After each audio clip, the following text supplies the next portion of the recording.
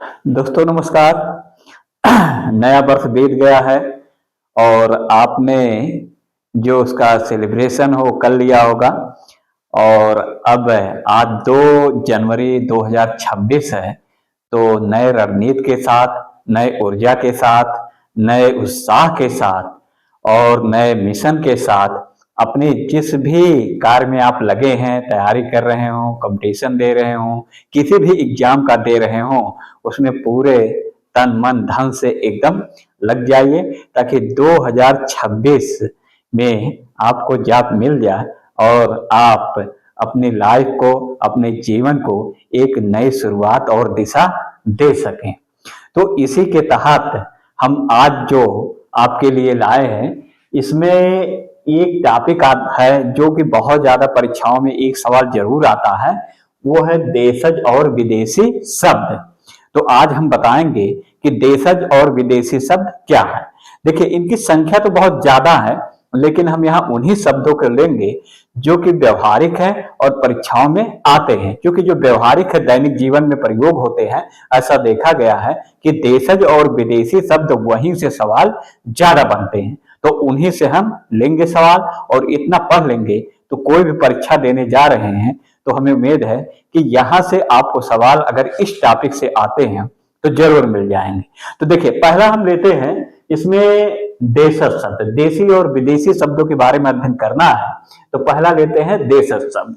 तो देखिए, पहले हम ये जानते हैं कि देशज शब्द क्या है, किसे कहते हैं। कभी कभी परिभाषा भी पूछ ली जाती है। तो वे शब्द जिनकी उत्पत्ति का पता नहीं चलता उसे देशज शब्द कहते हैं। यानी इसकी उत्पत्ति कब हुआ, इसका जन्म कब हुआ, इसको किसने बनाया है, इसके कोई अता पता नहीं है। बल्कि जब पृथ्वी पर मानव की उत्पत्ति हुई तो ये अपनी ही भाषा में बोलने लगे, तो इसी को हम कहते हैं देशज भाषा या देशज शब्द। तो अब देखिए, देश का मतलब हो देश और जा का मतलब है जन्म। देश का मतलब देश, जा का मतलब जन्म। इसका शाब्दिक अर्थ लेते हैं, यानी जिन शब्दों की उत्पत्ति अपने ही देश में हुई है उसी को देशज शब्द कहते हैं। अब अगर ये देशज शब्द है, इसको किसी ने बनाया नहीं, कोई नियम नहीं, कानून नहीं काम करता है, तो इसका मतलब ये हुआ कि इसमें व्याकरण का नियम काम नहीं करेगा। तो ये शब्दावलियां जो चूंकि हिंदी में प्रयोग होते हैं, बहुतायत प्रयोग होते हैं, दैनिक जीवन में आते हैं और प्रयोग करते हैं, और ये नहीं जान पाते कि देशज शब्द है या विदेशी शब्द है। क्योंकि तत्सम और तद्भव शब्दों में हम उलझ करके रह जाते हैं। तो इसके बारे में हम देखते हैं। देखिए, परिभाषा में एक लिखा भी है, एक वे शब्द जिनकी व्युत्पत्ति का पता नहीं चलता उसे देशज शब्द कहते हैं। ये शब्द अपने ही देश में बोले जाते हैं। ये इसकी परिभाषा है। अब देखिए, कौन से सवाल इसमें आते हैं। तो ये देखिए, व्यवहारिक सवाल ही आते हैं जो दैनिक जीवन में प्रयोग करते हैं। तो खिचड़ी, जैसे खिड़की, पगड़ी, चिड़िया। चिड़िया का तो बहुत ही दैनिक, ये बहुत ज्यादा पूछा भी जाता है। चिड़िया, लोटा, कटोरा, जूता जो पर डे इस समय पहन रहे हैं, खटिया। खटिया मतलब चारपाई जो गांव में यूज होता है बैठने सोने के लिए। और डिब्बा, डिबिया, झोला। झोला मतलब बैग, वही जो कहते हैं। झुग्गी, यानी जो झुग्गी होती है, बस्तियां होती हैं, झुग्गी झोपड़ी कहते हैं, वही झुग्गी है। बिंदी, बिंदी के बारे में तो जानते ही। पतीला, पतीला एक प्रकार का बर्तन होता है, कुछ पानी या सामान कुछ रखने के लिए, खाना बनाने के लिए, उसी को कहते हैं पतीला, इत्यादि। देखिए, ये देशज शब्दों में ये शब्दावलियां जो हमने लिखा है, ये बहुत ज्यादा ही पूछी जाती हैं। अब हम बात करते हैं कि इसमें विदेशी शब्द कौन कौन से हैं और हिंदी में इनका किस तरह से प्रयोग हो रहा है।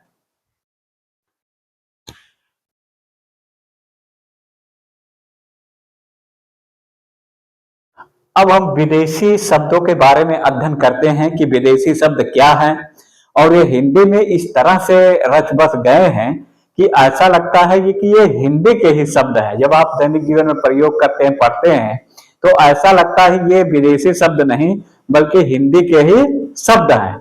तो देखिए, विदेशी शब्द किसे कहते हैं। तो वे शब्द जो विदेशों से यानी दूसरे देशों से आए हैं हिंदी भाषा में, उसी को हम विदेशी शब्द कहते हैं।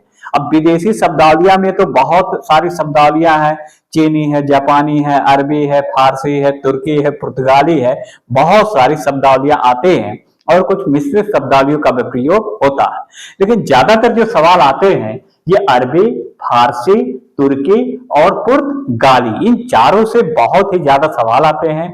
बहुत जरूरी सवाल है। टीजीटी, पीजीटी की परीक्षाएं जो होती हैं या पुलिस, दरोगा, लेखपाल और जो परीक्षाएं होती है उसमें भी बहुत ज्यादा सवाल आते हैं। और इसमें भी जो हमने लिखा है ये बहुत ही जरूरी है और ये दैनिक जीवन में अक्सर प्रयोग होते हैं। तो देखिए ये शब्दावलियां कौन है। देखिए अरबी शब्दावलियों में तकिया होता है, दैनिक जीवन में पर डे प्रयोग करते ही है, सिर के नीचे जो लगाया जाता है वही तकिया है। तारीख है, तारीख का मतलब दिनांक, ये दिनांक, तारीख शब्दावली अरबी की शब्दावली है, अरबी भाषा की। अमीर गरीब, अमीर गरीब पढ़ते ही है, ये भी अरबी की शब्दावलियां अरबी भाषा की है। दवा, दवा तो दैनिक जीवन में प्रयोग करते बहुत ज्यादा, बीमार पड़ते और सब।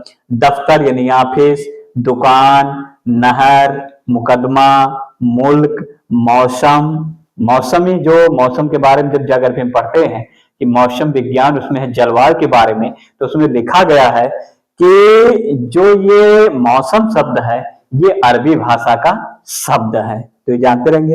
इज्जत, औरत, औरत और किताब और शराब, ये नीचे हो गया है, ध्यान रखिएगा। किताब यानी बुक और शराब एक प्रकार का अल्कोहल है, शराब के बारे में जानते होंगे। तो किताब और शराब भी अरबी शब्दावली के अंतर्गत आते हैं। अब देखिए फारस शब्दावली यानी जो फारस में प्रयोग आते हैं, वहां से जो शब्दावलियां हिंदी भाषा में आ गई हैं उसको हम लेते हैं। क्योंकि देखिए अरबों का आक्रमण भारत में हुआ था, तो अरबी लोग भारत में आए थे, तो अरब की शब्दावलियां यहाँ छोड़ गए। और फारस के लोग आए थे, यानी फारस की खाड़ी वाला जो है, यहाँ पे इराक वाला एरिया, वहां पे भी आए थे लोग भारत में, तो ये शब्दावलियां सब छोड़ गए यहाँ पे। इसी तरह तुर्की, पुर्तगाली आधुनिक काल में भारत में आए थे, तो वो शब्दावलियां जो बोलते थे यहाँ से रच बस गए और वो दैनिक जीवन में प्रयोग होते हिंदी भाषा में चली गई। तो इसका प्रयोग जो दैनिक जीवन में हम करते हैं, इसलिए उसको जानना जरूरी है।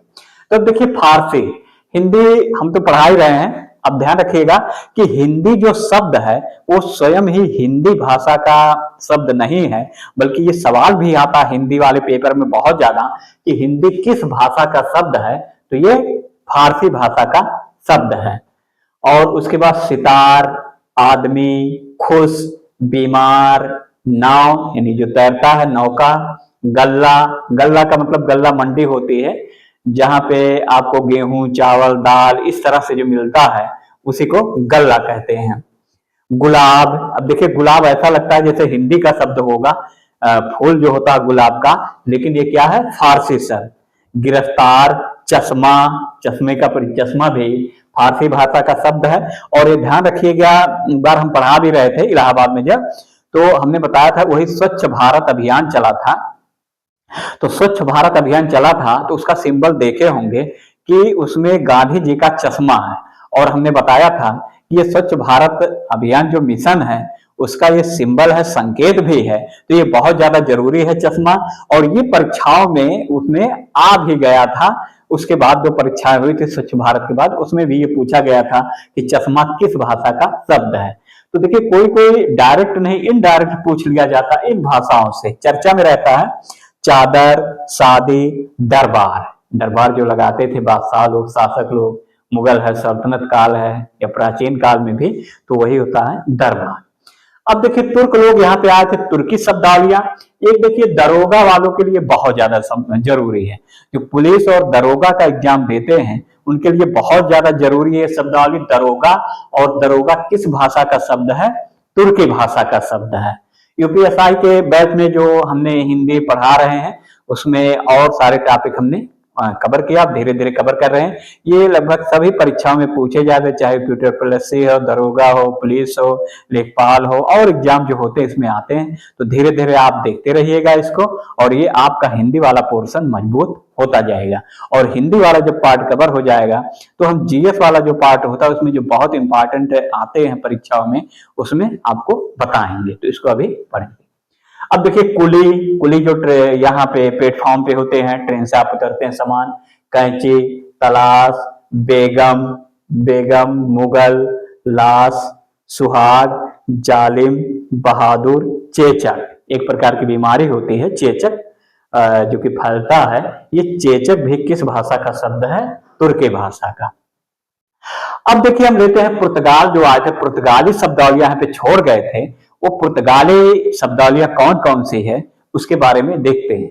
तो देखिए आलमारी, घरों में जो आलमारी होती है बहुत ही ज्यादा प्रयोग होता है, ये आलमारी पुर्तगाली शब्द है, ये हिंदी शब्द नहीं है। आलपेन, अलकतरा, पिस्तौल, कमरा, कमरा माने रूम, और मेज जिस पे रख करके लिखते पढ़ते हैं, बाल्टी पानी भरने का काम करते, पानी भरते हैं, गोभी, देखिए सब्जी जो गोभी हम लोग खाते हैं ये वास्तव में पुर्तगाली शब्द है। और गमला जिसमें फूल आप लगाते हैं, और चीजें, काजू और तंबाकू और तौलिया, ये सारे ही बहुत ज्यादा इंपॉर्टेंट है। और पुर्तगालियों में बहुत ही व्यवहारिक हमने शब्दावली लिया है, पुर्तगाली जो पूछे जाते यहीं से ज्यादा शब्दावली पूछे जाते। तो ये देशज और विदेशज ये तो मिला करके एक ही टॉपिक है, लेकिन दो अलग अलग चीजें हैं। तो इसको पूरा आप इसको अध्ययन कर लेंगे और इसको एकदम दिमाग में सेट कर लेंगे, नहीं तो एग्जाम में आता डाउट बहुत होता है और चारों विकल्प दिए जाते हैं, अरबी, फारसी, तुर्की, पुर्तगाली, ये विकल्प दिए जाते हैं। तो इनको पूरा क्लियर कर लेंगे कि ये क्या है, किसके अंतर्गत आते हैं, और क्लियर हो जाएगा तो यहां से एक सवाल जो आपका आएगा ये आपका सही हो जाएगा।